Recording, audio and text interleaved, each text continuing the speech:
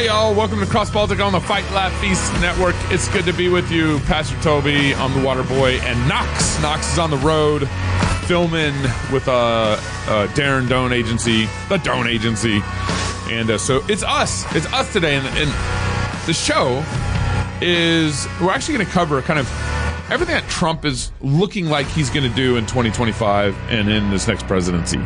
He released a bunch of videos. We've already kind of gone through a couple of them a while ago. But he released a bunch of videos. I still haven't seen the video about the celebration of the. We'll bring that up. We've got that. Yeah, one? we got that one. Oh, good. Yeah. I love coming on the show. Yeah, I love what I'm about to hear on the show. That's exactly what I was hoping you were going to tell me. That's why you're tuning in too. So we're actually going to. Part of this is just information I want to know too. Right. We're going to go through his picks, who he's picked to be as part of his administration. There's been a bunch of rumors about who's been picked and who hasn't been picked. And we might not be able to lay all those rumors quiet, but we've got a lot of them are confirmed, and we'll kind of go through that. Yeah. Absolutely. So like and share the show if you haven't already, please. It's a huge gift to us. If this is a benefit to you, just like it, share it. Maybe tag a few of your friends, a few of your liberal friends maybe. Did you know that optimizing both body and mind will support spiritual growth and can help strengthen the foundations of church, family, and community? It's easy for both the hardcore gym rat and the chair-bound book lover to miss the holistic nature found in wellness of body, mind, and soul. At Mount Athos Performance, we understand that true health integrates physical, mental, and spiritual excellence. Our product line is crafted with purity and sustainability and is designed to fuel your active lifestyle and your pursuit of excellence. Ascend the mountain with Mount Athos Performance. Visit athosperform.com/FLF, athosperform.com/FLF. Use the code FLF25 for an exclusive discount on their products. Join us in creating the next generation of health, strength, and spiritual vitality. Are you a Christian struggling to find companies that align with your values and beliefs? Squirrely Joe's has you covered for all your coffee needs. All their coffee is hand-selected and roasted. Every single bean is just hand-selected and roasted fresh every day by a family of fellow believers. Try them out. You'll savor exceptional coffee while knowing that your investment supports a company committed to following God's teachings and upholding truth and righteousness, ensuring your hard-earned money contributes to the growth of God's kingdom. Stop giving your hard-earned dollars to pagans who support evil. We have a fantastic offer for our listeners. Your first bag of coffee is free. That's awesome. All you have to do is cover the shipping. So head over to squirrelyjoes.com/crosspolitic to claim your free bag of coffee today. Because Squirrely Joe's, they provided all the coffee at the Fight Laugh Feast conference. They did. It was great. Yeah. So they fed 1,500 people a day with coffee. Man, that's why they were awake. Yeah, that's why everyone paid attention. On Saturday, after all that. I mean, it's an intense conference. Yeah. That was just great. Thank you all for coming. Yeah. Everybody is our most attended conference to date. Biggest conference yet. It's pretty amazing. Yeah, because it's Texas and everything's bigger in Texas. Everything's bigger in Texas. The bowls are bigger. The cups are bigger. Everything's bigger. Conferences are bigger. And we're going to be in Nashville next year. We're still working on that because I rented a building that's smaller than what we need for next year, given how many attended the conference this year. So and he said the kids couldn't come, and the kids revolted. And they basically fired me. They're the kids. Yeah. They tied him up behind the stage. So I'm literally trying to find a new building right now for next year. And they threatened him. Several of the 3-year-olds, they put him in a headlock. They had Nerf swords and everything. It's scary. So we're going to get a big enough building for everybody. Yeah. Totally. So stay tuned for that. All right. So first I want to start off just kind of going through some of Trump's picks for his administration. Now, they obviously all these picks have to go through hoops and be voted on and passed. Have to be confirmed by the Senate, or is this? I think there's various different confirmation levels, as I understand it. Now, Trump also has a card that he can play where if they're the Trump card. Every president is. If they're not in session, but he has the Trump card. Yeah. Yeah, that's true. The Trump card. Yeah, that's what I'm saying. The Trump. Okay.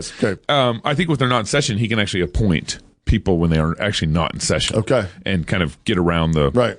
Hey, you weren't here to tell me no. I got business to get done.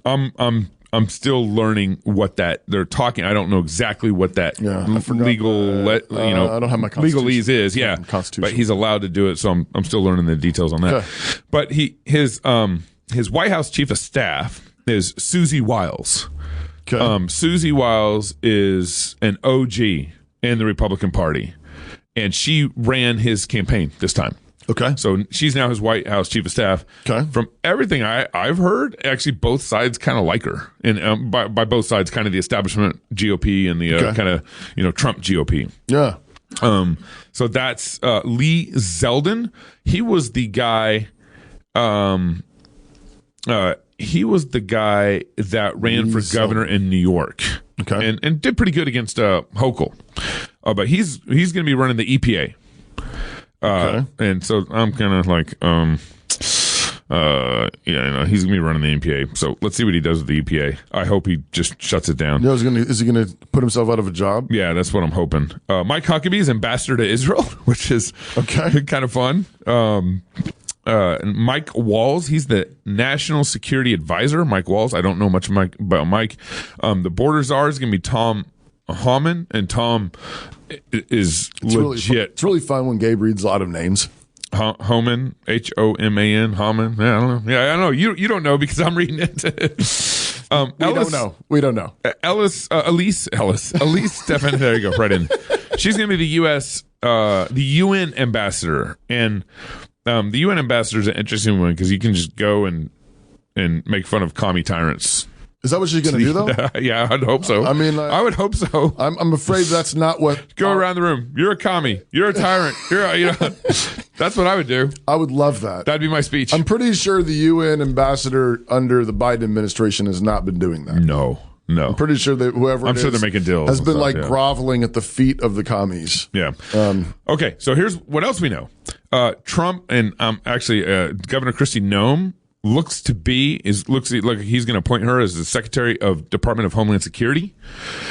So not excited about Kristi Noem because I don't think she's an honest politician in how she handled COVID. So that's my problem. I don't trust her. No.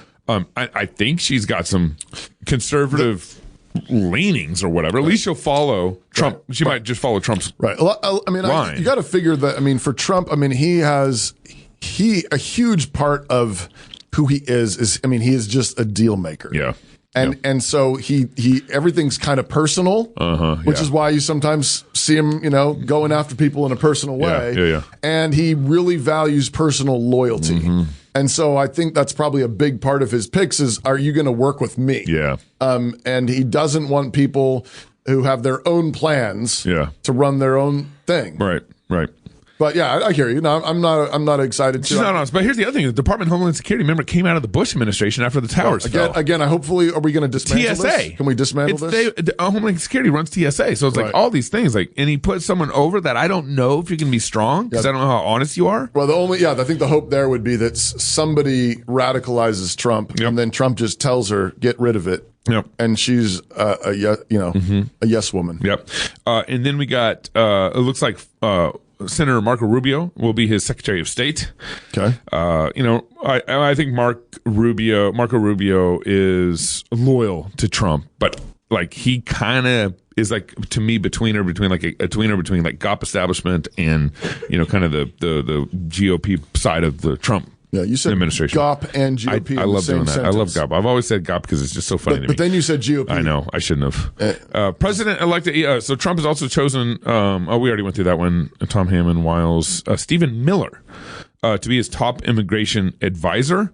Both Stephen Miller and Tom Homan have been really outspoken about the immigration problem. Okay, and they've been as I initially have seen their comments and everything. I agree with their stances, it looks like. Okay. Taylor Budowich, a longtime advisor to Trump, he's expected to be named Deputy Chief of Staff of Presidential Personnel and Communications. Okay. You know who that guy is? I actually don't. Okay. I don't. All right. Former SEC Chairman Dick Clayton is among the Attorney General candidates. Oh, interesting. Along with Senator Eric Schmidt. I like Eric Schmidt. Attorney General, man, we need to clean that up. Those are the potential nominees for AG. Yep. Mm-hmm. Oh yeah, that's actually really significant. I mean, we've had what's his name? What's the guy's name? The current AG, Biden AG, that's been going after pro-life. Garland. Eric Garland. Yeah. Because he was. I don't know if it's Eric. Merrick. Oh, Merrick. Merrick. Yeah. Remember, because he was a Supreme Court appointee or nominee that Mitch McConnell killed. Right. In an awesome way. Yeah. So now he's but he's been going off of going after our friends, these pro-life people, weaponizing the FBI against them. That's right. So this is a pretty huge thing that we really need. We need that cleaned up. So that's right. And then here's some fun ones, some real fun ones. Let me get back to that information where I was at. Trump just named our friend Pete Hegseth to Secretary of Defense. That is amazing. So if you guys don't know, Pete's a friend of ours. He goes to CREC Church. His kids are in classical Christian school. He was in the army. I don't want to say army. He was in the military. Let's say military because we don't know what branch. I can't remember what branch it was. And he grew up kind of in a quasi-Christian, I think, scenario. Anyways, went through the military, got picked up by Fox and Friends. He's on Fox and Friends for a long time. And kind of through that process, God got a hold of him. Yeah. He repented. Yeah. And we've had him on the show. We've had him on the show a couple of times. But he also, through this whole process of like getting right with the Lord, he's like, what do I do with my kids? Right. I was living in New Jersey on the border of New York, I think is where he was. Maybe it was New York proper. And our friend David Goodwin had been doing a classical Christian series with him. Right. And so David Goodwin said, well, why don't you, there's a couple good Christian classical schools here, and here. Right. You can move to one of these places and get your kids in school. So he moved out of New York. Right. To put his kids in classical Christian school. So I'm super excited. No, that's awesome about Pete. And so David Goodwin is the president of the ACCS. Yep. He's the Association of Classical Christian Schools, which is like Logos School here in town.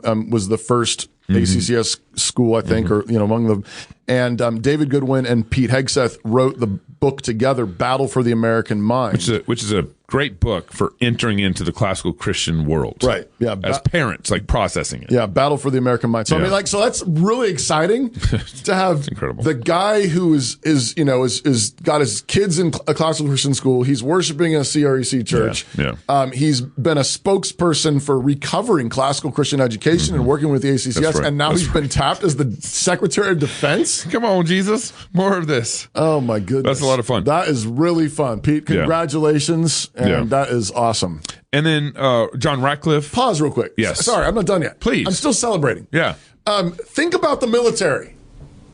Think about this. Yeah. I mean, the woke military. Think about the woke military. The LGBT commercials. The DEI. Yeah. The rainbow nonsense. How many forced vaccinations of special forces my goodness. That's what I'm like, we need to think through this. So it's, I mean, obviously you've got, wars and being careful about how we use military. That's right. In wars. Yep. But I'm just thinking about cleaning up the military, and you got a guy our own house who has repented, is walking in the light with God, is worshiping at a Reformed church, is thinking really carefully now about classical Christian education for his own kids.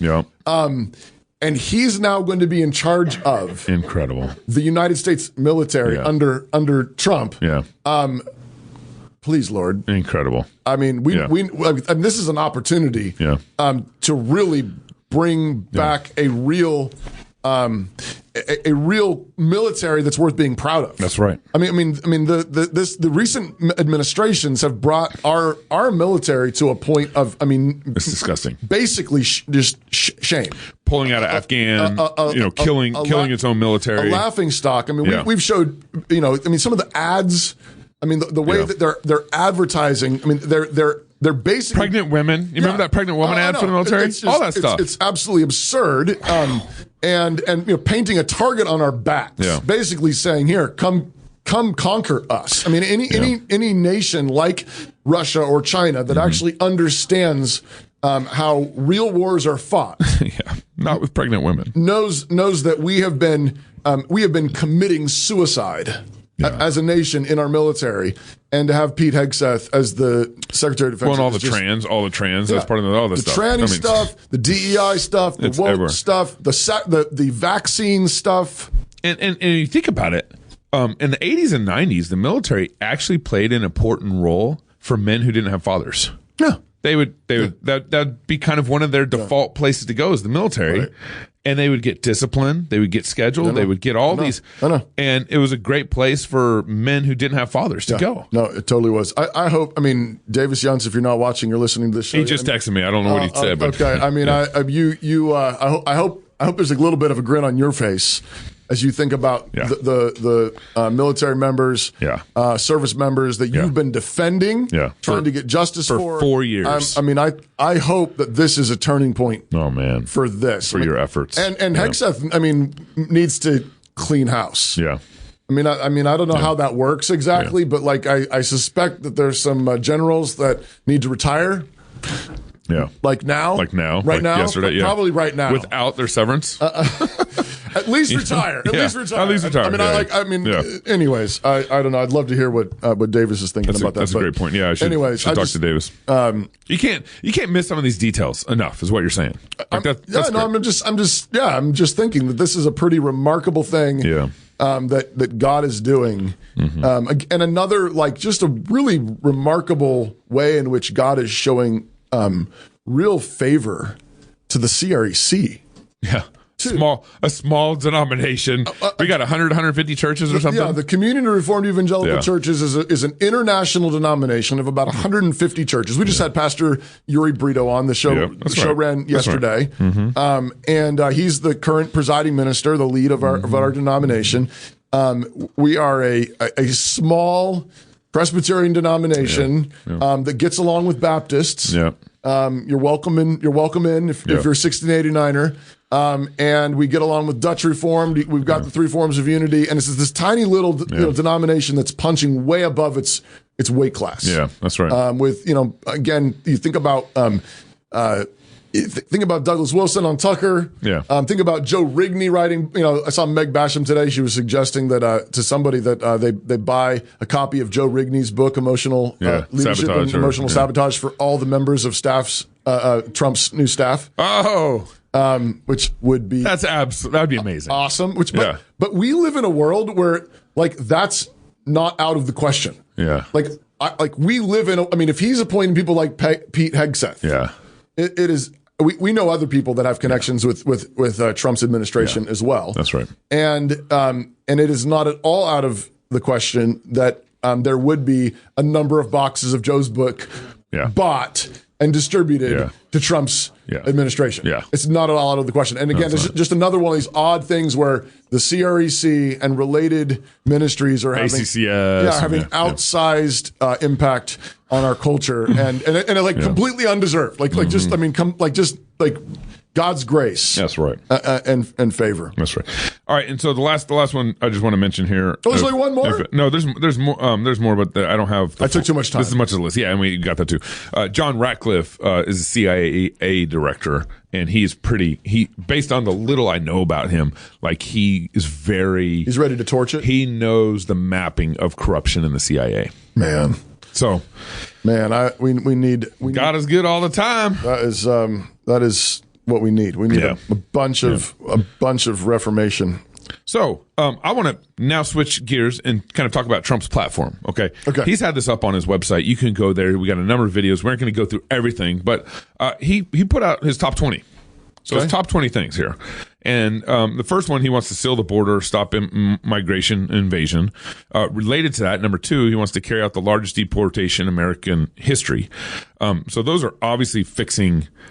This is in our notes. It's in our notes. I'm just curious. You're reading stuff. I want to read it with you. Yeah, scroll down. It's the capitalized, all cap stuff. Copied and pasted in. like Trump always writes? Yeah, that's right. Our notes are like that right now. And so those are obviously fixing things that Biden broke. Yeah. And it's not, I don't think it's fun to be in that situation, to have to deport illegals who came in under a president who allowed them to come in. Yeah. Not fun. Right. But you got to do that. And then related to that, he's also basically, and this has been part of the problem we've been talking about forever, is he's cutting all illegals off government programs. Which is a no-brainer. Right, yeah. End inflation and make America great again and make America affordable again. Excuse me. How does he plan to end inflation? I think a couple things. I think one is switching up our taxation system. He wants to get rid of the income tax and start with the... Is that confirmed? I've heard that, he said it. He said it from his mouth. He's actually he said that from his mouth. He wants to do that. Yeah, he wants to end income tax, and he wants to transition it to tariffs. Tariffs, yes. Right. Thank you. Which is apparently, I'm curious about the history of this. That's how it used to be. That's how it used to be. That's what I understand is that before the income tax, it was the government was supported on tariffs. And so here's my one thought about the tariff thing: is obviously Americans are going to be paying whoever buys the goods. You're paying for the tariffs, right? Yeah.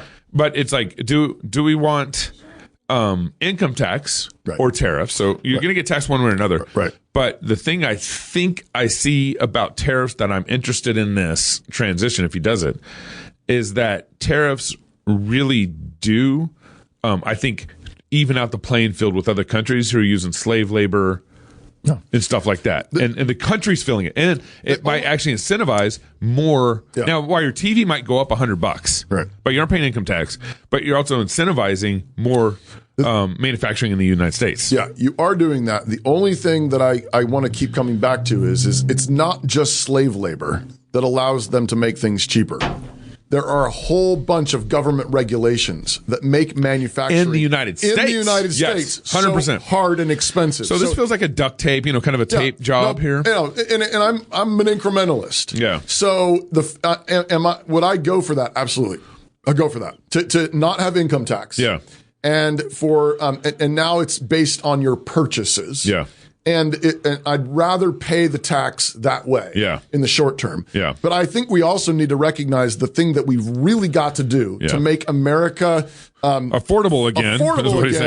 Is we need to slash government regulations on what is allowed for businesses to do, what it costs to start a business. That's right. There's way more regulations on businesses, and I think if you slash that, American entrepreneurialism just explodes. People want to start businesses. People want to grow their businesses, but we live in a land that penalizes the small businesses and often is granting special favors to the big businesses. We call it crony capitalism, but there is a lot of crony capitalism in our land. Bree, do we have a video, or Jacob, do we have a video on this number 3, inflation and making America affordable again? Doesn't he talk about like housing, all this other stuff too? Kind of. That might be. We got one. We got one. Yeah, let's play this video. I think he expands on it too. Go ahead. When I'm back in the White House, I will immediately unleash energy production / regulations. There we go. I did just 3 years ago, and repeal Biden's tax hikes to get inflation down as fast as possible, and it will go quickly, so that interest rates can get back under control. I built the greatest economy in the history of the world. In fact, I did it twice when you think about it, and now we will have to do it again. Thank you very much. Okay. That's it. There's another, I don't know if we have this video, but he also goes through and how he wants to make housing affordable again. He wants to make purchasing cars affordable again, stuff like that. Do we have that? No, we don't have that one. We don't have that one. Okay, but he talks about that. Okay. But the one concern I have there is, what do you mean make housing affordable to me again? Right. Well, at least on this one, the video we got. Yeah. Slash regulations and slash taxes. Yeah. Is a great way to kickstart an economy. All you're doing, it's like I teach an economics class at Low School. I was just in economics today. I was just trying to describe to them how the government, through regulation and taxation, is picking winners and losers. Yeah, right. And what that and it's like, imagine you're in the middle of a race. And like a cross-country race. I was going to have a metaphor that involves a race too. Go. Oh, right. Yeah. And then like halfway through the race, the top 15 or the top 20 runners, they suddenly say, okay, in order to finish this race, you have to wear this backpack full of bricks. Yeah, right. To the end. Yeah. Now, that's what government regulations are. Like, that's right. They're saying above 50 employees. Yeah. You must do this. Right. If you have if you have this much income, you must do this. If you have this big of a footprint of a property, that's right. You have to do this. Yeah. Here's your bag of bricks. If you have 50 employees or less, you can do this. 100 employees or more. But what they're picking winners and losers. Right. And now what happens is maybe one of those supermen can run to the race and win with the backpack, and sometimes that works. But often what happens is that's going to slow them significantly down. That's right. And now the people that can run and actually win, instead of the ones who were going to win. Yeah, that's right. right. The name of that is theft. Yeah. It's an insidious. You're stealing from their ability to make more money. Exactly. That's right. You're stealing from their productivity. You're stealing from what they could have had. Yeah, productivity is a good word. Had you left them alone. And so that is a form of theft. You've got theft by taxation, overtaxation, but you've also got theft by overregulation. That's right. So I love, Trump talking / regulations. I hope we get a lot. And there's a lot of environmental regulations. I don't even know what they are, but some of you small business owners, some of you business owners out there, you know what I'm talking about. There's environmental things. Yeah. There's certain requirements, that ramp up as you hire certain numbers of employees. It's those regulations are what is keeping us from competing on the international market. It's what's driving manufacturing offshore. Yeah. If we want to bring it back home, slash the regulations, people want to make businesses here. Yeah. People want to build businesses in America, but you can't make it impossible to do that with your, you need to, have toilets that are, made out of gold. Yeah. Because, if you flush them too much, it's bad for the environment or whatever it is. Like you've got to make it. Well, and working with your metaphor too, it's just like as they deregulate, it's taking another brick off your back, another brick off your back. You can start running faster. Right. I mean, think of, but what this deregulation is doing, it means something for 330 million people. Yeah. Right. It's like, it's not just one guy on the race. That actually means something for the consumer. That's why, and our economy is like this, it's pent up from COVID. There's so much happening. So Trump could actually create a booming economy if he does this stuff. And on the flip side, I was talking about the way that it lands on the winners and then is creating different winners. Like, the people that would have won are now hampered. But notice what all the regulations do to people. Businesses think to themselves, well, I don't want to actually get good. I don't want to actually get big because as soon as I get to that line, whatever it is, that many employees, I got to be paying this tax or this health coverage insurance or whatever. You just name it. All those things. It's actually it slows everything down. But if you slash it and you just say, look, it's a free economy. Pay the people whatever they want to work for, provide for their needs. If you do that, you unleash a lot of power. Well, and I would I can't even hire my 10-year-old son and pay him $5 an hour here at Cross Politic. Right. We can't. For one, because minimum wage is not $5 an hour. Right. Number two, it's whatever slave labor or whatever they want to call it. But I'd love to hire my son $5 an hour, clean this room, man. Clean this toilet. Wouldn't it be glorious? It'd be great. Joe Rigney just texted me that the Pete headset. The Pete. We're a little excited over here. Yeah. That's great. Anyways, I'm going to read an ad right now. This seems like a good moment to read an ad. Reformation Heritage Books. Want to start reading the Puritans but don't know where to begin? Of course you want to start reading the Puritans. Who doesn't want to start reading the Puritans? You need to read the Puritans. Puritan Treasures for Today from Reformation Heritage Books makes the riches of these godly writers of old accessible for the modern reader. With updated language and helpful introductions, these classic works from John Owen, Jeremiah Burroughs, and more are the perfect starting point for the curious reader. Learn more about the Puritan Treasures for Today at heritagebooks.org/Puritan Treasures. That's heritagebooks.org/Puritan Treasures. Use coupon code FLF for 10% off your order. That's heritagebooks.org/Puritan Treasures and use the coupon code FLF. Again, if you haven't liked or shared the show yet or tagged a few of your friends, please do it now. It's a huge help to us. If this is interesting, if this is fun, if this is helpful for you, like and share this show. I've got one more. Yeah, go. Dominion Wealth. We got to catch up. We've been gone. We've been out of the studio. Dominion Wealth Strategists. All right, guys, you listen to Cross Politic because you take the Dominion mandate seriously. Unsurprisingly, so does Dominion Wealth Strategists. They will help you build a multi-generational legacy with holistic financial strategies that include budgeting, insurance, debt management, retirement planning, estate planning, and more. Dominion Wealth leverages all corners of the financial services industry as independent brokerage agents, matching you with suitable products and services from dozens of top industry service providers. They educate, advise, and build plans to reduce your donation to Caesar and maximize your gift to God. No matter your tax bracket, they have solutions for every every fiscal stage of life and for your children. From baptism to burial, Dominion has you covered. That was the line. He tried to get me to say it at the conference or something. He was like, from baptism to burial. And I was like, I don't remember. That's right. That's right. Dominion has you covered. Look, I got it, Justin. I got it. Dominion has you covered. Reformed.money. That's the website. Reformed.money. Texting friends over Davis Yuns text me. We're already talking about you, Davis. We got you. That's great. Yeah. That's great. Yeah. All right. So number 4. So this is number 4. So we only got to number 3 so far out of 20. Number 4, make America the dominant energy producer in the world again. We know he wants to open up drilling. There's all sorts of, not patents. What's the word? Permits that Biden rescinded during his administration for oil drilling, so forth, the Keystone Pipeline, all that stuff. Right. Yeah. That one shouldn't be hard because there's already stuff there that Biden killed. You know, it's just like, let it happen again. Yeah, you know? Unleash the energy. What does he say? Drill, baby, drill. Drill, baby. And he says, RFK says, don't touch my oil. Don't touch my gold. RFK. Yeah. Stay away from my gold. You can make us healthy. Yeah. Stay away from the oil. Yeah, that's right. I love it. Actually, and I like the fact that Trump just says that. I know. It shows like I'm working with RFK over here, but not over here. I think, again, we've talked about this before, but I think as weird as this is weird. Like, and there's places where this doesn't apply at all. But there are ways in which Trump embodies what I would call sort of a Catholic spirit. The Christians could learn a lot Catholic from. as in small c Catholic. Not Roman Catholic, which is which is an oxymoron, by the way, because Catholic means universal and Roman Rome means of Rome. Yeah. So no, I mean Catholic in the universal sense, meaning all true Christians. Yeah. We're on the same team. Yeah. Right. Everybody that loves Jesus, we're on the same team. Right. Do we disagree with each other? Paedo Baptist, Credo Baptist, post-mill, pre-mill.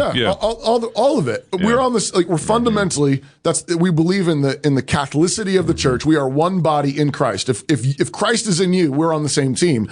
But I like the way that he does that sort of out loud. Good fences make good neighbors. Yeah, right. Good fences make good neighbors, which means I can work with you guys on this, not on that. I don't want to work with you on that, but I want to work with you on this. Yeah. We can do this in defending the unborn. Yeah. Hey guys, is there a rally? Is there let's go, let's do it. And okay, let's not work together on that part over there. Yeah. And here's the thing for me is like I have had a massive distrust in our politicians. Since Bush. That was kind of when I started paying attention to things.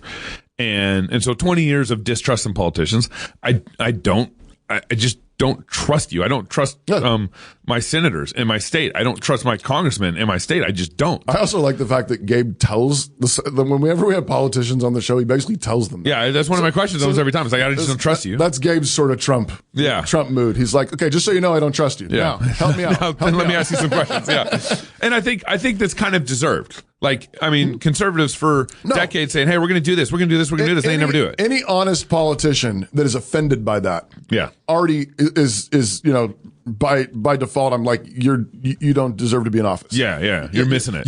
If you're in office and you're a conservative, you shouldn't be trusted. That's right. You have to earn the people's trust. Yeah. You have to prove that you actually mean what you say and you're not just blowing smoke. So here's what makes me interested about RFK is I think I can trust him on the health stuff. Yeah.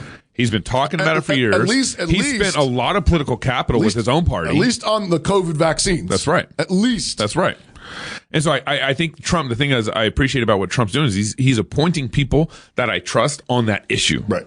Elon Musk, I trust him on getting rid of, I mean, he bought Twitter and he basically got rid of half the company. Yeah. Was it more than that? Was it like it's probably more. 80%? I thought I heard 80%. Yeah. But like, man, if we can downsize. And made it run more efficiently. Yeah. And made it, and like the development of what they've been able to accomplish since Elon Musk bought it with less staff is incredible, right? Yeah. So that's what I'm kind of looking for in some of these appointees. Obviously, Pete Hegseth's a friend. We trust him. Mike Huckabee on Israel. I don't know how much I trust Mike Huckabee. He'd have to win me over on some things. I trust. I've interviewed Mike Huckabee before. Bill's laughing over there. I interviewed Huckabee. He came through Moscow. Yeah. 8 years ago or something. Oh, you did? No, 10 years ago. I interviewed him. I met him. Shook his hand. When he was running for president. Yeah, when he's running for president. In the primaries. Yeah.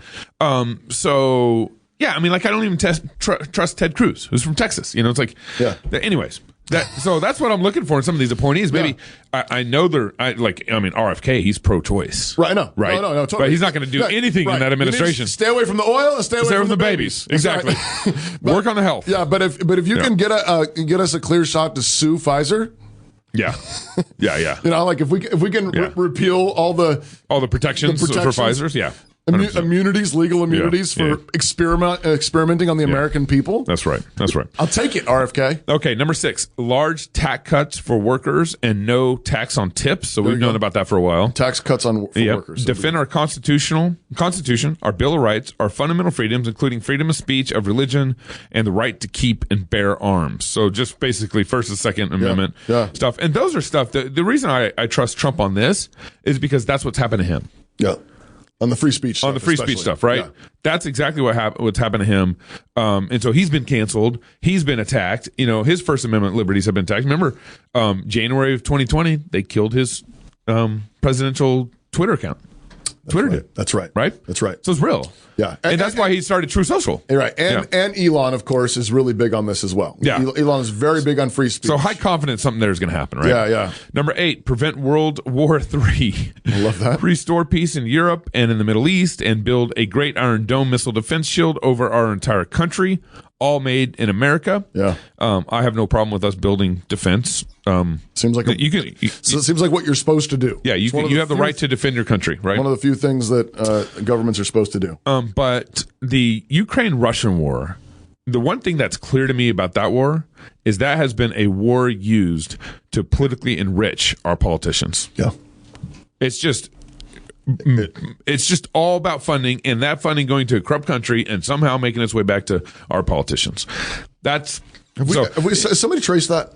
I believe that. Yeah. It would take 2 cents for me to believe that. Yeah, right.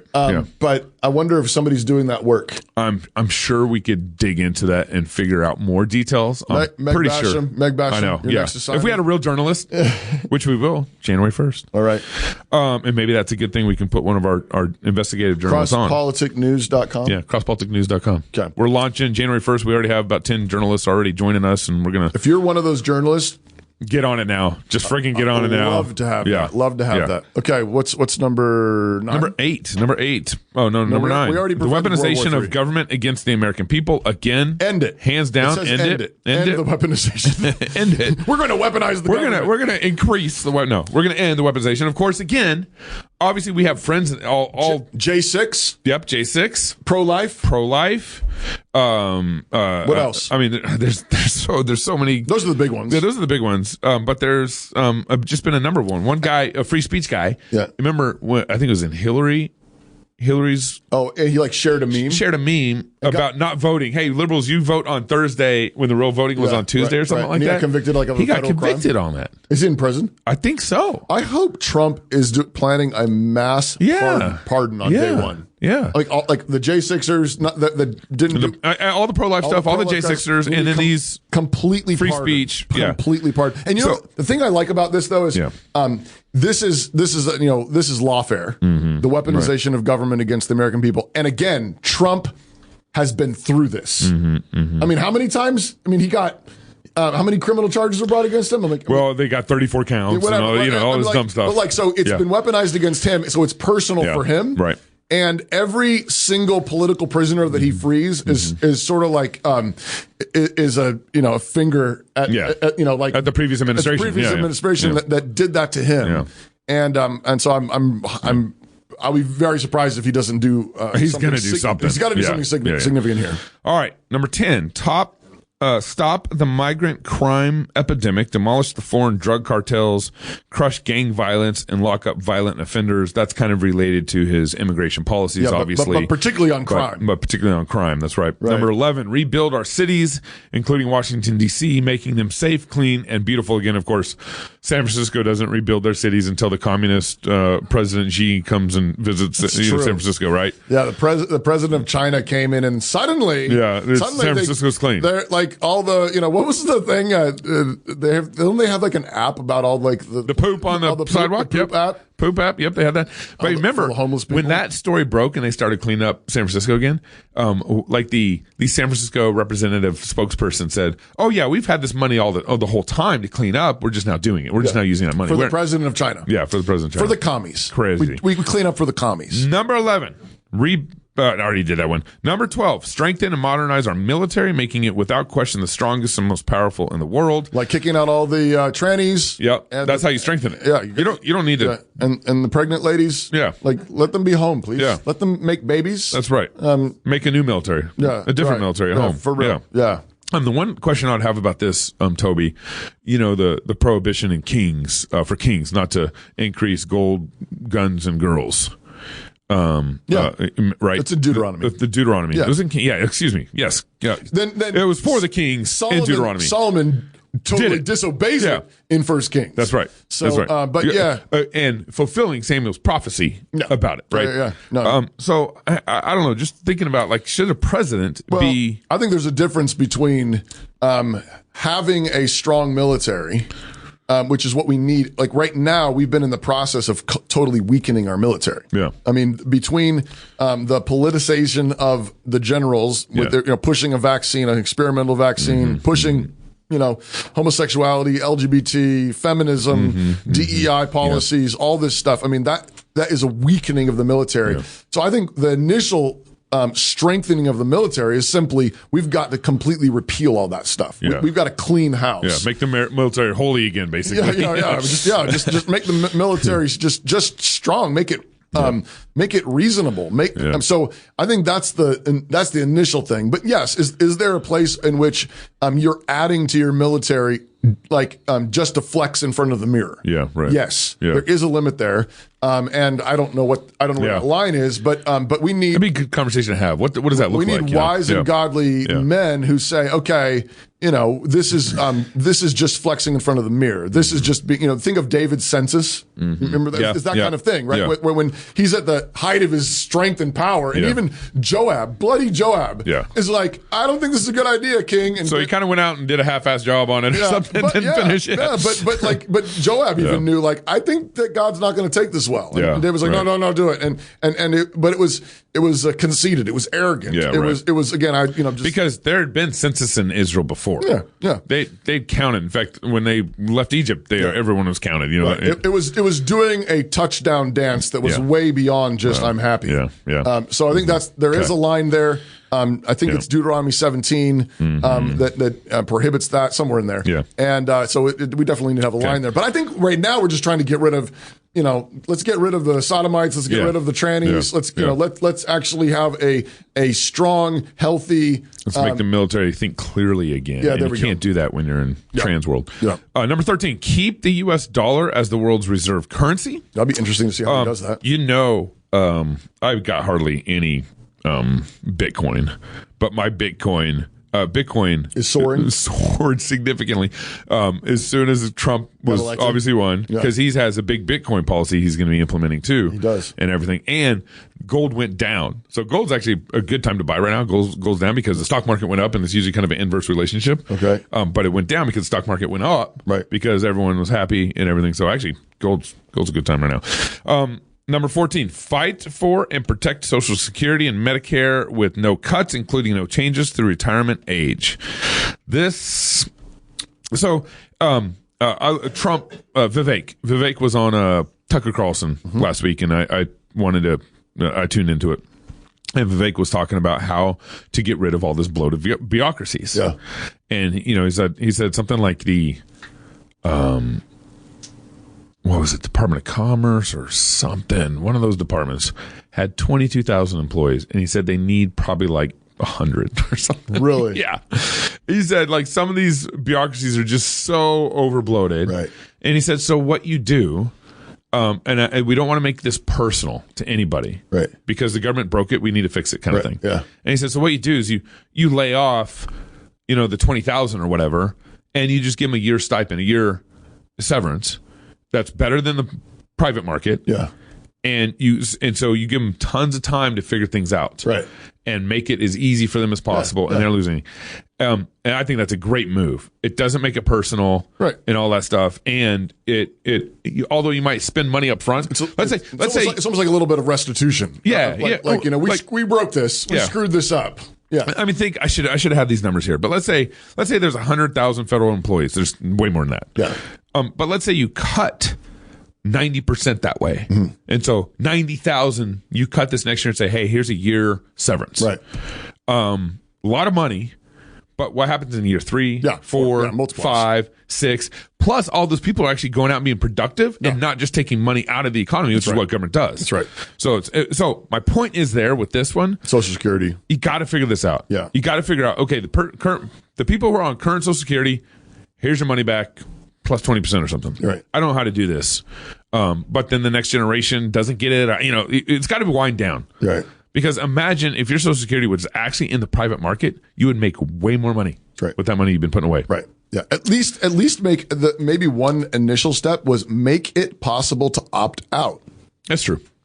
Just make it a free thing. That's good. I like that. Like opt out. Yeah. Ministers can actually opt out. Yep. I'm allowed. Ministers have a conscientious objection clause, so I've opted out because basically you're saying I don't want to be taken care of the government. I want to be taken care of by my church. That's right. Basically. Yeah. And so pastors fought for that early on. Yeah. And they got it. They won it. But I would say, why can't people just say, you know what? Thanks for the option. Yeah. But I'd like to, deal me out. That's right. I'm going to invest. That's an easy place to start. I like that. I'd love to do that. Yeah. All right. Number 15, cancel the electric vehicle mandate and cut costs and burdensome regulations. There we go. This, there's some of that. That's some of the environmental regulations, probably. Probably. Because the electrical vehicle mandate has to do with, we need X amount of vehicles on the road. No carbon emissions, all that kind of stuff. My hunch also is that includes all the money that individuals can get when they buy an electric vehicle. So there's government programs. So Washington has the big ones. That's totally subsidizing it all. Exactly. Yeah. I mean, why are people putting up stupid windmills? Yeah. Because it's a government cash cow. Yeah. Because the government's... the windmills are so inefficient when it comes to producing electricity. No, they don't. They're not actually producing enough power to make them worth it. Yep. Mm-hmm. And they're ugly. That's one of my most offensive things is they're so ugly. Mm-hmm. It's like we have a rash. Yeah. Yeah. Like a massive rash. Yeah. I mean, especially when you're driving through California. Yeah. They've got them everywhere, and they keep putting them up here near us in Washington. Mm-hmm. But they don't work. But that's because the government is propping them up with a bunch of money. I think we got a video on this one too, but cut federal funding for any school pushing critical race theory, radical gender ideology, and other inappropriate racial, sexual, or political content on our children. Yeah. So this is kind of an education one, but the bigger deal to me, and I don't know, Jacob or Brief, we have this one or not, but he's clearly articulated that he wants to shut down the Department of Education. I want to. Let's hear it. Is it? No, that's not. In a period of less than 1 week. No, that's the military one. Do we have the Department of Do we have the Department of Education one? Okay. Gotta find it. Yeah.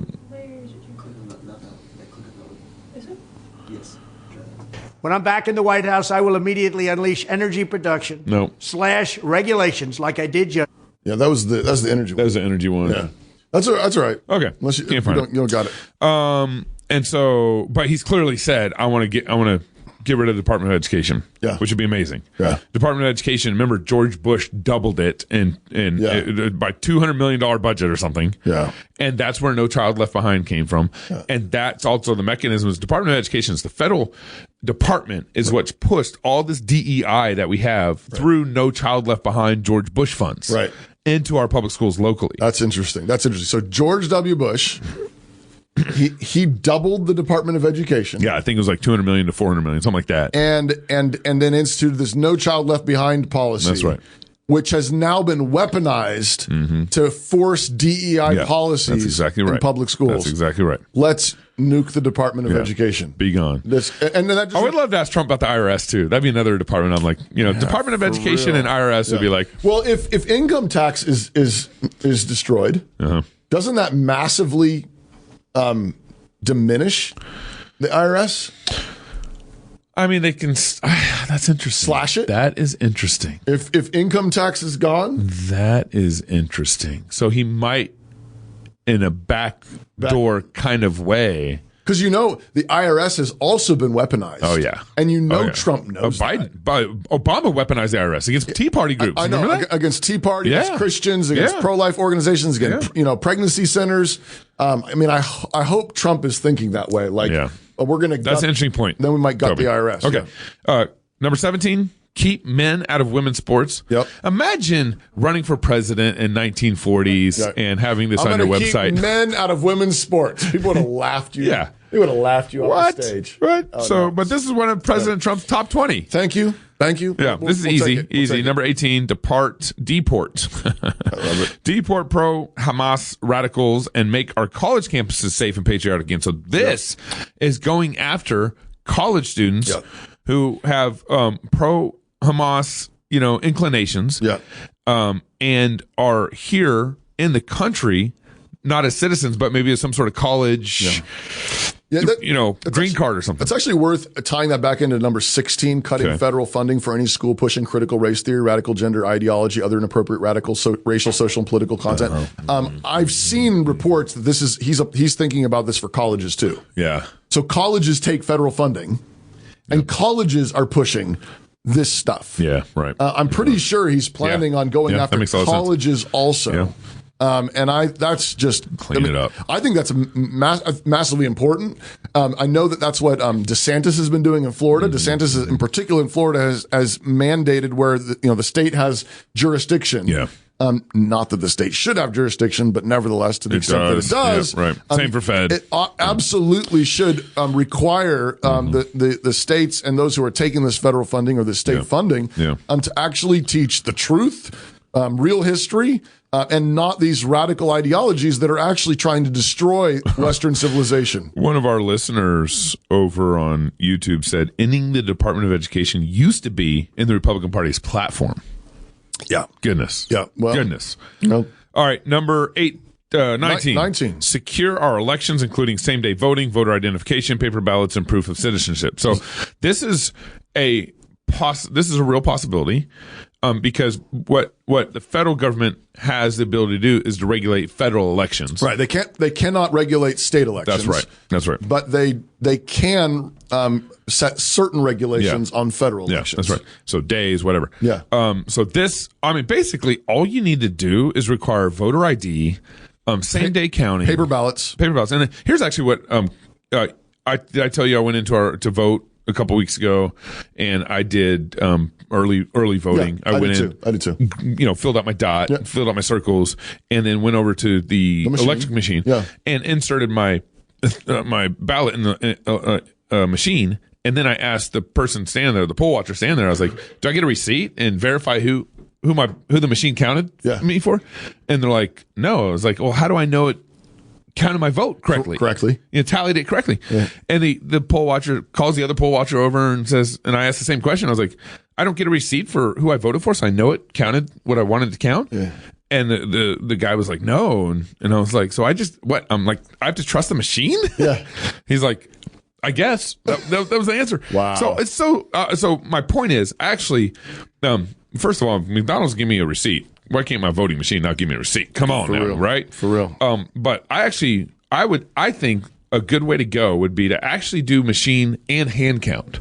So you actually have kind of a check and balance way of tallying. You get a quick count from the machine, and then you do a hand count. Yeah. So you get both. Okay. And I to me, that actually makes a lot of sense to do both. Why not? Yeah. I love same day. Yeah. Voter ID. Yeah.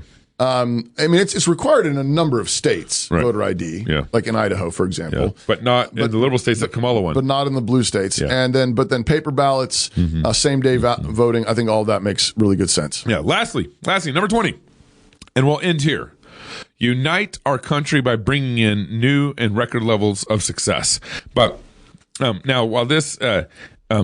such a Trumpian Trumpian new way of and record levels of success. One of the things he has on his agenda, which I think this just gets my funny bone in a whole way. I mean, he's going to throw in 2026 is our nation's 250th birthday. 2026, yeah. Our nation's 250. He's wanting to throw a big year-long party, and I'm gonna let him talk about it. 3 years from now, the United States will celebrate the biggest and most important milestone in our country's history. 250 years of American independence. What a great country. And we have to keep it that way. But that's why, as a nation, we should be preparing for a most spectacular birthday party. We want to make it the best of all time. Here is my plan to give America's founding in 1776 the incredible anniversary it truly deserves. On day one, I will convene a White House task force called Salute to America 250. It will be responsible for coordinating with state and local governments to ensure not just one day of celebration, but an entire year of festivities across the nation, starting on Memorial Day 2025 and continuing through July 4th, 2026. What?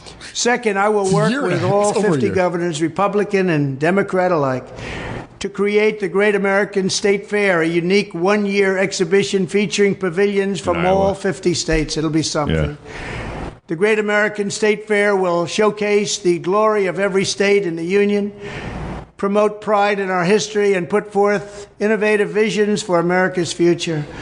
My hope is that the amazing people of Iowa will work with my administration to open up the legendary Iowa State Fairgrounds to host the Great American State Fair and welcome millions and millions of visitors from around the world to the heartland of America for this special one-time festival. Together we will build it and they will come. Third, alongside the Great American State Fair, we will host major sporting contests for high school athletes. These are great athletes, wonderful athletes from fantastic high schools all around the country.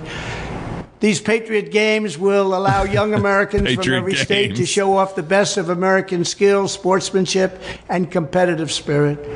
Fourth, I will sign an executive order to bring back our National Garden of American Heroes, which we want to build very badly. Commission artists for the first 100 statues to populate this new statuary park honoring the greatest Americans of all time. Fifth, as president, I will invite the leaders and citizens of nations around the world to visit the United States in honor of our 250th anniversary. It's going to be great.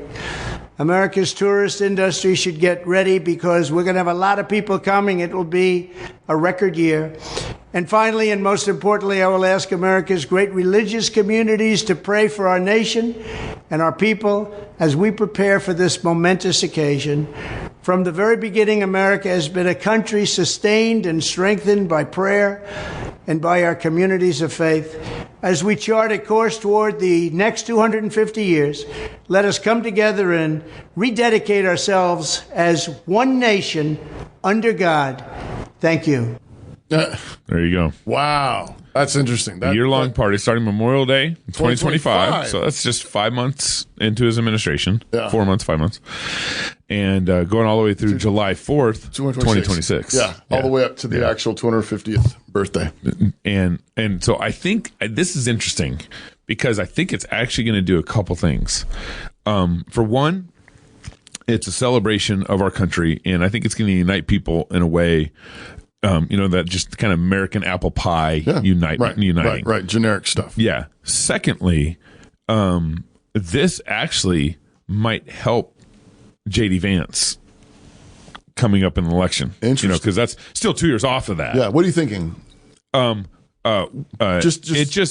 It's a great way to energize Americans. Right. And kind of bring that apple pie unity, that kind of American apple pie unity. Right. And so you have 2026 is going to be our next congressional election. That's true. That's 2 years. And then J.D. Vance so I think because our history's been so our American history battle in this last 4 years, 8 years. Well, they've been tearing down with statues. tearing down statutes, and now you're going to turn it into a positive thing, right? And we're going to start building statues. That's right. And it's all about American heritage. I mean, I think right. There's going to be a lot of battle over what is the American heritage. Yeah, but it's going to be drowned out. Yeah. Because it's gonna be like a big positive celebration. Yeah, but I mean, even within conservatism to some extent. Will they let us have a statue of Stonewall Jackson? Yeah. Will they let us have a statue? I mean, Abe Lincoln's in there, but what about Robert E. Lee? Yeah. Right. So I mean, there's got to be there's going to be some scuffle in the back rooms over that. But I do. I mean, I absolutely hope. I mean, I think this is the kind of thing that can bring people together, even who disagree. Yeah. But who say, if we're going to celebrate Abe Lincoln, then at least give us Stonewall Jackson. That's right. If we're gonna celebrate these people, let's celebrate all of them. Yeah. As Americans. That's really interesting. It's gonna be fun.